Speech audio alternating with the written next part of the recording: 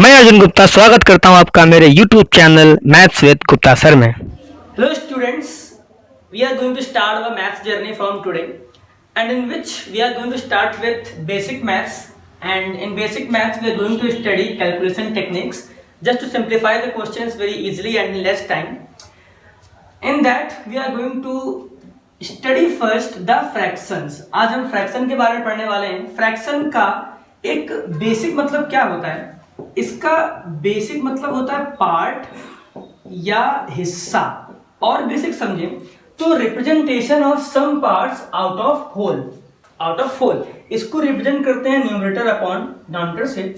तो इसका आप आसान समझिए कि जैसे मान लो हम किसी एक चीज को 5 बराबर भागों में बांट दें।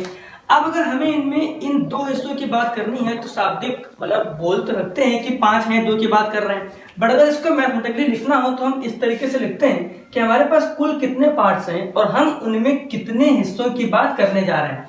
तो अगर ये 2 हिस्से इन 5 में हैं तो इसको हम रिप्रेजेंट कैसे करेंगे 2/5 से, और ये जो बच जाएगा ये हमारा क्या होगा 3/5। तो ध्यान क्या रखना है कि ऊपर जो होता है वो होता है कि हम कितने हिस्सों की बात कर रहे हैं, दैट इज न्यूमरेटर, और नीचे क्या होता है कुल कितने हिस्से हैं, दैट इज डिनोमिनेटर। अब दो बात आप समझिए कि अगर हम 5 में से 1 की बात करें, 2 की, 3 की या 4 की, तभी तो हम कहेंगे हम किसी पार्ट या हिस्से की बात कर रहे हैं। लेकिन अगर हम 5 में 5 की बात कर लें या हम 5 में 7 हिस्सों की बात कर लें तो ये हिस्से तो रह नहीं गए भाई। 5 में 2 करो, 3 करो, 4 करो हिस्सा है, लेकिन 5 में 5 ले लो तो इसका तो मतलब हमने पूरा एक समान ले लिया। 5 में 7 ले लिया तो अधिक हो गया। तो आपको ध्यान क्या रखना है कि जहां पर भी न्यूमरेटर हमारा डिनोमिनेटर से छोटा होगा तो उनको हम लोग क्या कहते हैं, प्रॉपर फ्रैक्शन। लेकिन अगर न्यूमरेटर डिनोमिनेटर से बड़ा या बराबर हो गया तो उनको हम लोग क्या कहते हैं, इम्प्रॉपर फ्रैक्शन। तो अगर ऊपर बराबर है तो ये पूरी वन होल थिंग हो जाती है। लेकिन अगर 5 में बांट के 7 की बात करें तो पहली बात तो ये पॉसिबल लगता नहीं है, बट ये पॉसिबल है कैसे कि जिस एक चीज को हमने 5 में बांटा है उसके 5 हिस्से तो हैं ही, साथ ही साथ 2 हिस्से और हैं। मतलब इसी में से अगर हम इसी तरह के 2 हिस्से और जोड़ दें तो ये क्या बन जाएगा, 7 पार्ट ऑफ विच, जिसका हमने एक चीज को 5 हिस्सों में बांटा था। तो अब इसको हम लोग कहते हैं कि एक चीज पूरी हो गई और प्लस 2 हिस्से और उन्हीं 5 के, तो अब इसको हम लिखते हैं 1/2/5 में। तो इस इम्प्रॉपर फ्रैक्शन को जब हम इस तरीके से लिखते हैं तो हम लोग इसका नाम क्या दे देते हैं, मिक्स्ड फ्रैक्शन। मिक्स्ड फ्रैक्शन में ये आपका इंटीग्रल पार्ट होता है और ये आपका फ्रैक्शनल पार्ट होता है। पढ़ते क्या है, 1/2/5। तो फ्रैक्शन में 3 प्रकार के, प्रॉपर फ्रैक्शन, इम्प्रॉपर और mixed fraction. Mixed fraction actual में इम्प्रॉपर फ्रैक्शन से ही बनता है जहां पे इंटीग्रल और फ्रैक्शनल पार्ट होते हैं। ठीक है, तो अब हम सीखने जा रहे हैं कि इनका प्रॉपर्टी क्या होती है। तो सबसे बड़ी प्रॉपर्टी इसकी तो आपको जो ध्यान रखनी है वो क्या, कि अगर हमारे पास कोई भी फ्रैक्शन a/b है, अगर इसमें हम ऊपर नीचे सेम वैल्यू से डिवाइड कर दें या हम ऊपर नीचे सेम वैल्यू से मल्टीप्लाई कर दें तो इसके बेसिक मीनिंग में कोई भी डिफरेंस नहीं आता है। मतलब अगर हमारे पास मान लो 4/8 है, इसमें हम ऊपर नीचे 2 से डिवाइड करें कितना बनेगा 2/4, या इसमें ऊपर नीचे 2 से गुणा कर दें क्या बनेगा 8/16, तब भी इनके मान में कोई परिवर्तन नहीं आएगा। मतलब 2/4, 4/8, 8/16 इन तीनों की वैल्यू सेम होगी। आप इस तरीके से समझो कि अगर मान लो हमने किसी एक चीज को 2 हिस्सों में बांट दिया तो इसका रिप्रेजेंटेशन आप कैसे करोगे, 1/2 से। लेकिन अगर इसी को हम ऐसे करके 4 हिस्सों में बांट दें तो अब इसी का रिप्रेजेंटेशन कैसे करोगे, 2/4 से। तो 1/2 और 2/4 में वैसे तो आंसर है नहीं, लेकिन पॉइंट क्या था कि जिसको हमने पहले 2 हिस्सों में बांटा था अब उसको हमने कितने में बांट दिया, 4 हिस्सों में। ध्यान क्या रखना है कि किसी भी फ्रैक्शन में ऊपर नीचे सेम वैल्यू से डिवाइड या मल्टीप्लाई करने पर उसके वैल्यू में कोई भी डिफरेंस नहीं आता है। मतलब ऊपर नीचे मल्टीप्लाई या डिवाइड कर सकते हैं बट एक ही वैल्यू से। ठीक है, तो अब हम इनका वर्णन सीखेंगे, मतलब एडिशन, सब्ट्रैक्शन, मल्टीप्लिकेशन और डिवीजन। देखते स्टार्ट करेंगे एडिशन से। देखो फ्रैक्शन मेनली और 2 तरीकों से होते हैं जिनको हम लोग बोलते हैं लाइक फ्रैक्शंस और अनलाइक फ्रैक्शंस। लाइक फ्रैक्शंस का मतलब जिनके डिनोमिनेटर सेम होते हैं और अनलाइक का मतलब जिनके डिनोमिनेटर डिफरेंट होते हैं। तो अगर यहाँ सेम है तो वो तो बहुत ही आसान होता है, मतलब जो इनका डिनोमिनेटर हो उसको एक साथ लिख दो और 2 + 4 को और जोड़ दो, तो ये कुल कितना हो गया 6/7। तो सीधे आपका 2/7 और 4/7 ये आपका कुल कितना बन जाएगा 6/7। अब इधर पे आओ 3/8 7/8, तो ये कुल कितना बनेगा 10/8 10/8। लेकिन एक पॉइंट क्या है कि ये सिंप्लीफाई हो सकता है, तो ये अब कितना बनेगा 5/4। अब 5/4 एक इम्प्रॉपर फ्रैक्शन है, तो जिसको हम लोग क्या लिखेंगे 1/1/4। 4 को डिवाइड करो कितने बार जाएगा एक बार, रिमाइंडर कितना 1, तो 1/1/4। अब जब अनलाइक फ्रैक्शंस होते हैं जहां पे डिफरेंट डिनोमिनेटर हैं, तो सबसे पहले हम लोग क्या करते हैं कि इनका एलसीएम लिया, तो ये 8 और 5 से कितना बन जाएगा 40। 8 से किया कितने बार 5 टाइम्स, 7 5 कितना 35 और 8 से कितना बनेगा 24। तो ये कुल कितना बन जाएगा 59/40। ये आपका इम्प्रॉपर में आ गया, इसको मिक्स फ्रैक्शन में चेंज करेंगे तो क्या बनेगा 1/19/40। ये इसका आंसर बनेगा। अब यहाँ पे आ जाओ 15 25 का जो एलसीएम बनेगा वो हमारा कितना बनेगा 75। अब 15 से कितने टाइम 5 टाइम, तो 8 5 से कितना होगा 40 और 25 से कितना 3 टाइम, तो ये कितना बनेगा 27 40 27। तो जोड़ कितना बन जाएगा 67/75। तो ये इनका सिंपल सा एडिशन लाइक और अनलाइक फ्रैक्शंस का, जो कि हमारे प्रॉपर फ्रैक्शंस थे। ठीक है, अगला देखते हैं मिक्स फ्रैक्शन का एडिशन। तो जब भी हमें मिक्स फ्रैक्शन को ऐड करना होता है तो पहली बात ध्यान रखना कि इनको हम इम्प्रॉपर में चेंज बिल्कुल नहीं करते हैं। मिक्स फ्रैक्शन को आप इम्प्रॉपर में चेंज कैसे करते हो 7 3 21 और 1 22/7, लेकिन ये आपको बिल्कुल भी नहीं करना है। करना क्या है आपको कि जब भी आप मिक्स फ्रैक्शंस को ऐड करेंगे तो इनके इंटीग्रल पार्ट को अलग ऐड करना है और इनके फ्रैक्शनल पार्ट को अलग ऐड करना है। मतलब अगर हम लिख के बताएं तो आप 3 और 5 को एक साथ जोड़ोगे कितना बनेगा 8, और 1/7 4/7 को अलग जोड़ोगे तो कितना बनेगा 5/7। अब इसको वापस चिपका के लिख सकते हो, तो ये हमारा क्या बनेगा 8/5/7। ठीक है, तो मतलब पॉइंट केवल ये होता है कि मिक्स फ्रैक्शन को अगर आप एक्चुअली में ऐसे समझे कि a/b/c, तो इसको आप a + b/c कह सकते हो। तो अगर ये 3 + 1/7 हो सकता है और ये 5 + 4/7 हो सकता है, तो ये 3 5 में जो कि कितना बन जाएगा 8 और 1/7 4/7 कितना बनेगा 5/7। इनको वापस सेम चिपका के लिखेंगे तो 8/5/7। ठीक है, अच्छा इसी तरीके से अगर इसको देखें तो 9 और 5 ये हमारा कुल कितना बनेगा 14 और 2/3 और 4/5। अब इनको हमें अलग ऐड करना पड़ेगा। इनको कैसे ऐड करते हैं कि भाई 3 और 5 का एलसीएम कितना बन जाता है 15, तो यहां से कितने बार 2 बार कितना जाएगा 10 और ये 3 4 कितना 12, तो ये कितना बना 14 + 22/15। अब ये 15 से कितने बार जा रहा है 1 टाइम्स, तो 14 और 1 कितना बनेगा 15, यहां बचेगा 7, तो 15/7/15। इस तरीके से हम जल्दी से ऐड कर सकते हैं।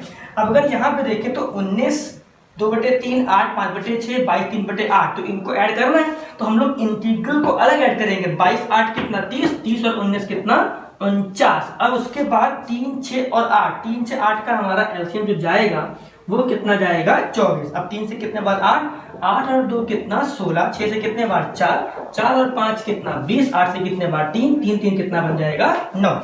अब ये 20 और 16 कितना 36 36 और 9 कितना 45 45/24 को 3 से काटो कितना बना 15/8। अब 15/8 को आप लोग क्या ले सकते हो 1 सही 7/8, तो 49 और 1 कितना 50, तो ये 50 सही 7/8 आपका आंसर बन जाएगा। ठीक है, तो ध्यान के रखना है कि मिक्स फ्रैक्शन में इंटीग्रल पार्ट को अलग और फ्रैक्शनल पार्ट को अलग। अगर लाइक फ्रैक्शन है तो कोई दिक्कत नहीं, अगर अनलाइक है तो इंटीग्रल अलग और फ्रैक्शनल का एलसीएम लेके उनको अलग जोड़ना पड़ता है। आप ध्यान रखना कि जितना काम मन में कर पाएंगे उतना हमें करने में आसानी होगी। ठीक है, अब हम बात करते हैं इनके सब्ट्रैक्शन की।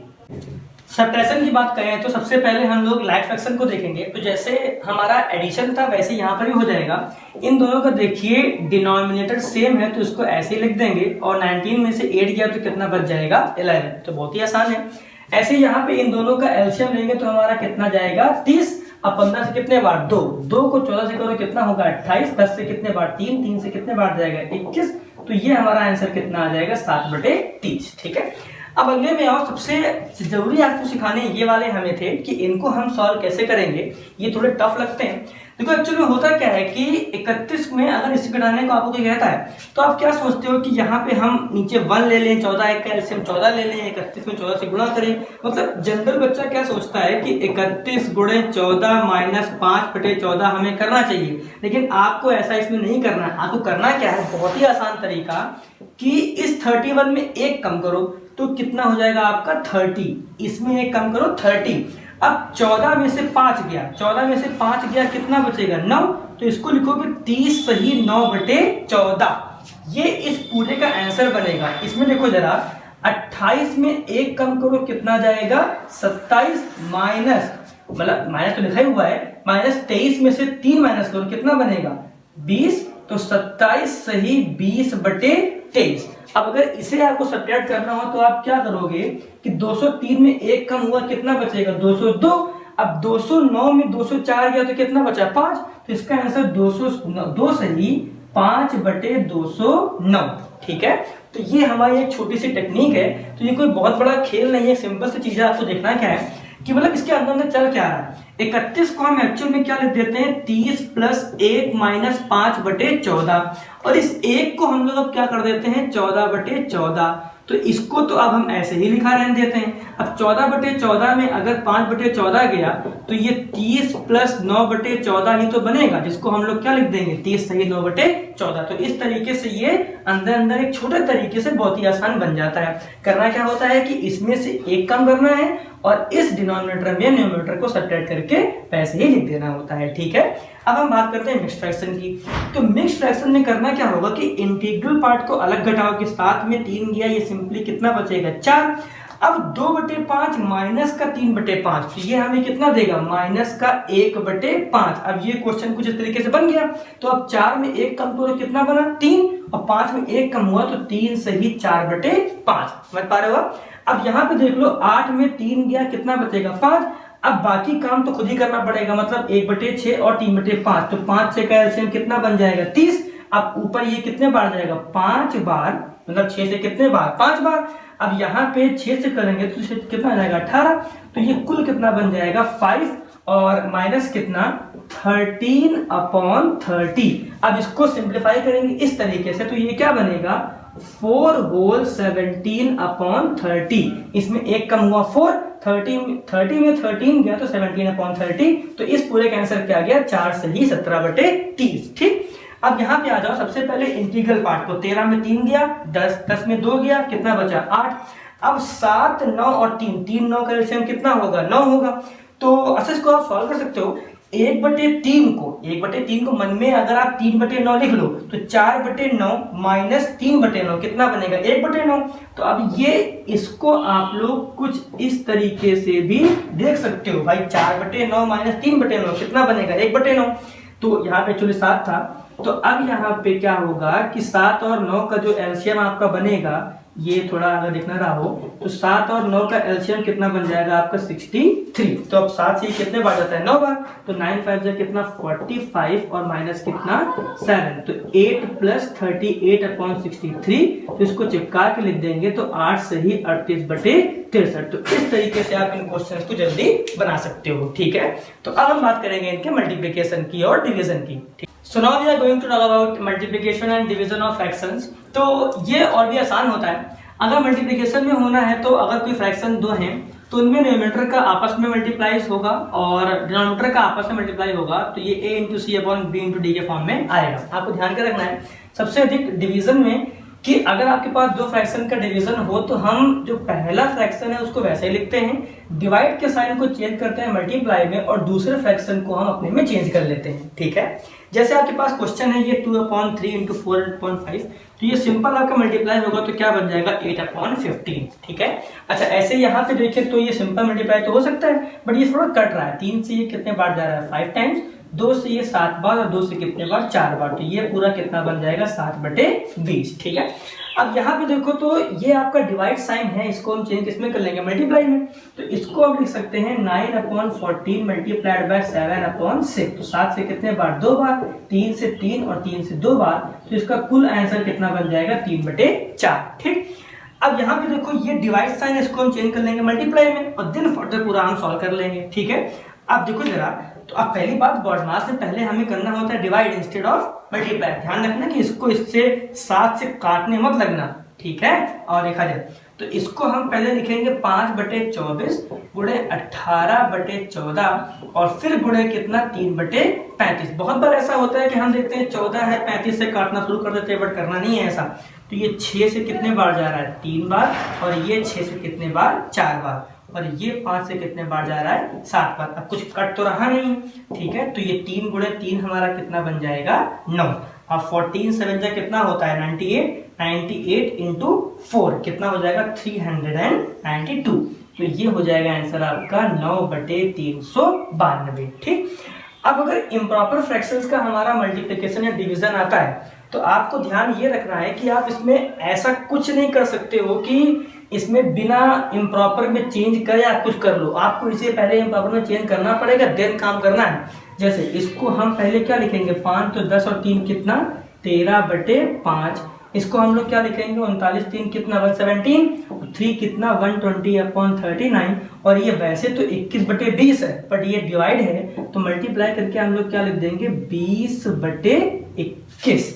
ये 20 ऊपर है, 21/20 का मतलब डिवाइड चेंज करके 20/21। तो अब ये 13 से कितने बार जा रहा है 3 बार। अब ये 3 से कितने बार जा रहा है 40, और ये 5 से कितने बार जा रहा है 8। तो ये कुल हमारा कितना बन जाएगा 160 अपॉन कितना 21, 160/21। ठीक, तो अब ये हमारा कितने बार 7 बार जाएगा, तो 147, तो 7 सही 13/21 ये हमारा आंसर बन जाएगा। ठीक, अच्छा, मतलब इनको आपको इम्प्रॉपर में चेंज करना ही करना है, तब आप काम कर सकते हो।